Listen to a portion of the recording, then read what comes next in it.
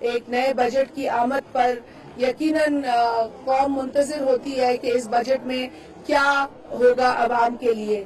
اور یہ کہنا تو میں سمجھتی ہوں کہ غلط ہوگا کہ اگر ہم یہ کہہ دیں کہ جی اس بجٹ ہونے جا رہا ہے اور آپ کے لیے دودھ کی نہریں بہیں گی اور آسمان سے تارے آئیں گے. ایسا کچھ نہیں ہے. پاکستان کے معاشی حالات بہت پیچیدہ ہیں.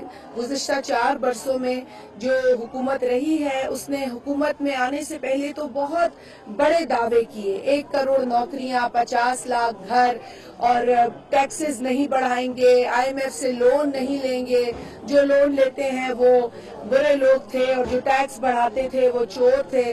لیکن وقت نے یہ ثابت کیا اور تاریخ میں یہ لکھا جائے گا کہ پچھلے 4 برسوں میں اس ملک کے اندر جو مہنگائی ہے وہ ریکارڈ کے درجے پر گئی ہے.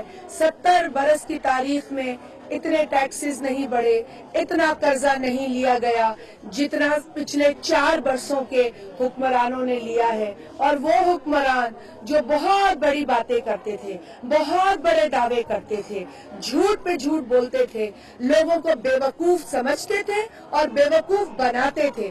اور آج بھی جب ان کا اقتدار چلا گیا، جب ان کی کرسی چلی گئی، تو وہ یہ کہہ رہے ہیں کہ اس ملک کا جو ہے وہ نقصان ہوگا اگر ہم کرسی پہ واپس نہیں آئے. لیکن یہ بتانے سے قاصر ہے کہ پچھلے 4 برسوں میں ان لوگوں نے حکومت میں رہ کر، کرسی پر بیٹھ کر، پاور کو انجوائے کرتے ہوئے عوام کے لیے کیا کیا ہے. اگر ماضی کی اپوزیشن نے ماضی کی حکومت کے اوپر تنقید کی تو وہ عوام کی خاطر کی. اگر ہم نے دیکھا کہ نوکریاں دینے والے لوگ نوکریاں چھین رہے ہیں، گھر بنانے کے دعوے کرنے والے لوگ چھتیں مسمار کر رہے ہیں، گھر مسمار کر رہے ہیں، اپنا گھر تو مضبوط کر دیتے ہیں پینلٹیز دے کر، اپنے محل تو مضبوط کر دیتے ہیں بنی گالہ میں، لیکن غریب کا وہاں جھوپڑا برداشت نہیں کرتے. تو اس طرح کے جھوٹے حکمرانوں سے اس عوام کی جان چھٹی ہے. لیکن انہوں نے کرسی جانے کے غم میں عوام کو جو ہے وہ مس گائیڈ کرنا شروع کر دیا ہے. یہ کہنا شروع کر دیا ہے کہ ہمیں تو کسی باہر ملکی سازش نے نکالا ہے.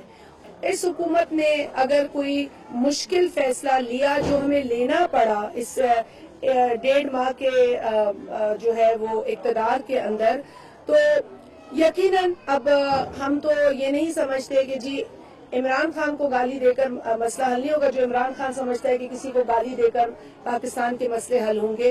نہ میری سیاسی تربیت ہے اور نہ میری اپنی ذاتی تربیت ہے کہ کسی کو گالی دے کر میں اپنا نام روشن کروں. لیکن جو آپ کی بات ہے وہ بہت اہمیت کی حامل ہے. اور بجٹ کے اندر جہاں ہمیں جو ہے وہ پیٹرول پرائسز یا ڈیزل کے پرائسز کے بڑھنے کا سامنا ہے، وہاں پر ہمیں عوام کی تکلیف کا بھی اندازہ ہے.